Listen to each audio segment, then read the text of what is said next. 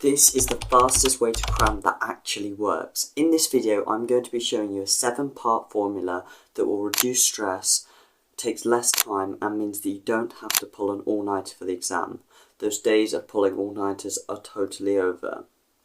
If you're interested, then keep watching. So, the first tip is to prioritise. Don't try to learn everything.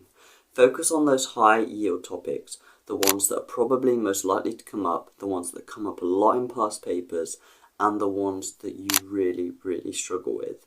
These are the ones that you need to be focusing all your attention on, and not the ones that you find really easy. For example, in GCSEs, like cell biology, topic 1, paper 1, biology, right? The ones that are actually hard and that you need to work more on. Do a past paper to find out which ones you really struggle with. Also, ask your teacher for any hints or tips on topics that they might have noticed you struggled with or as a class struggled with, and just focus on those common themes. Also, use your syllabus as a checklist. Tick off what you know and what you don't know. Do a past paper, go through it, and the questions that you struggle on, or that you checked the mark scheme and you thought you did well but you didn't really know it, then really focus on those topics, because they are like the 80-20. You put in 20% of effort to get 80% of the results. Okay, the next tip is a productivity one. If you've literally been on YouTube and looked for anything related to productivity, I am sure you will have come across the Pomodoro technique, and that is because the Pomodoro technique is actually really good. The Pomodoro technique states that you should revise or study for 25 minutes and then have a 5-minute break. This means that you're studying for short periods of time, but they are really intense and your brain can focus really well. It also means that you can get a lot done in a short amount of time, only a 5-minute break, but it still allows your brain to have a break. Set a timer to avoid perfectionism or spiraling into one topic too long. Make sure you can use a website like pomofocus.io or another one like that. That means that it really keeps you on track and make sure that you don't go off on a tangent in your revision. Make sure you do 25 minutes, 5-minute break, 25 minutes, 5-minute break, move on, right? I would suggest spending about an hour on a subject. Next up, stick to your schedule. Done is better than perfect, okay? Don't try and be a perfectionist here. Just, if you're cramming, then you don't have much time, right? Just get it done. Know it roughly well. You don't need to know every single intricate detail, right?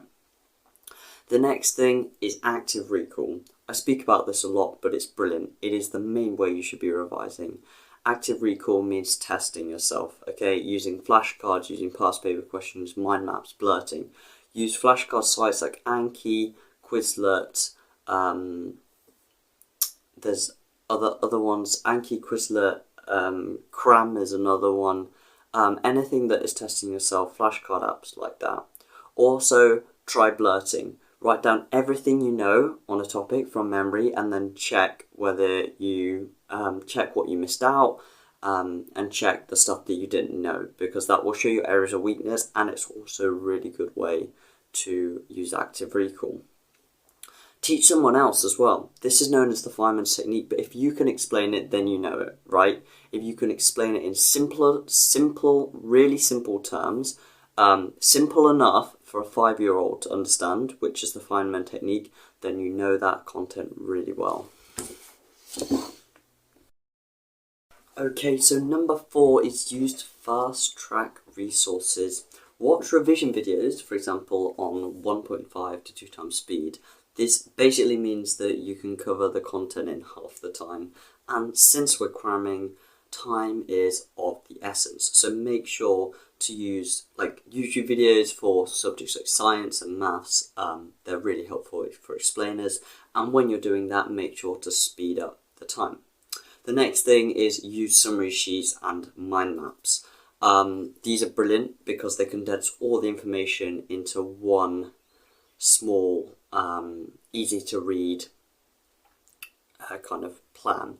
And that really helps us to absorb the information better if it's all on one page, and it cuts out any of the fluff that we don't need. So if we have it all in one note, all in one piece of paper, all in one section notes, then our revision is going to be so much more productive because we're not worried about finding other pieces of paper that have loads of other notes. We've just got all the important information in one place. And the next thing is to focus on mnemonics and visuals, because these really help to speed up memory retention, right? Time is of the essence, like I said. We need to be doing things quickly, and using mnemonics and visuals can really help us with, memorizing things quickly and not having to go through flashcards so many times. If we have them, it makes the learning process so much quicker, and it means that we can retain things quicker, and we don't have to spend ages, doing notes, writing out notes again. We can just get it there and understand it quickly, which is really important. And coming in at number 5, we have practice questions and reading. Practice question. Coming in at number 5, we have practice questions are better than reading. Now, prioritise doing past papers and marking them yourself. This is really important because past papers are literally the most useful thing you can do. They, first of all, replicate what you're going to be doing in the exam, and second of all, they find your areas of weakness, and third of all, they're also a means of active recall. So really, really, really nail doing practice papers, practice them, and find your areas of weakness and mark them. Marking them is super important. If you're not marking them, then there's basically no point in doing them, because one of the points of doing past papers is to understand the mark scheme and to know what they're looking for, rather than just, practicing answering the questions. It is really important as well just to know what the mark scheme is asking for. And write mini answers and bullet plans. Speed here is the key. So write answers to these questions, but don't write like a full out 6-marker in, say, biology at GCSE. Just do 6 quick points and look whether they're on the indicative content, okay?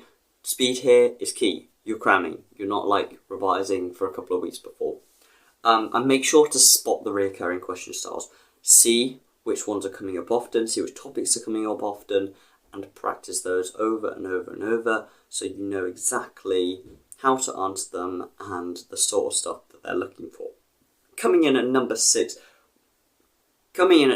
we have sleep at least 8 hours the night before, right? Sleep is super, super important. All-nighters are going to kill the recall, right? All-nighters are not good.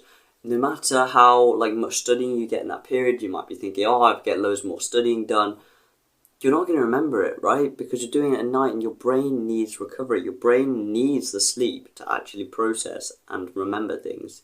You don't just learn it from doing it. You have to have that recovery and that sleep to really have that content sink in. Also, even a power nap can massively boost focus and retention. If you're doing things like having a power nap, you're recovering, and also there's a time in your studying where you're going to get bored, you're going to get tired, and you just need to reset. And having a power nap is really good for that, right? Don't keep going, because after a certain point, you're not going to remember stuff anymore. So take a break, have that nap, and you will feel so much more refreshed and learn things so much better.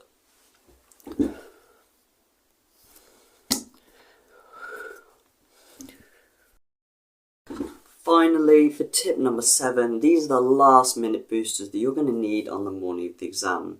First of all, nutrition. Make sure you're eating really well, drinking well. Being dehydrated and not having enough food is going to massively affect your performance. So make sure to get this right. All of the stuff that you've done before is pretty much wasted if your brain is not working in the exam. So get water, get food, get a good breakfast before the exam. Do quick flashcards, skim, no new content. Just make sure to get over the last few flashcards that you've done. Make sure to just go over them again to make sure you know that stuff. Don't focus on any more new content now. There's not much you can do.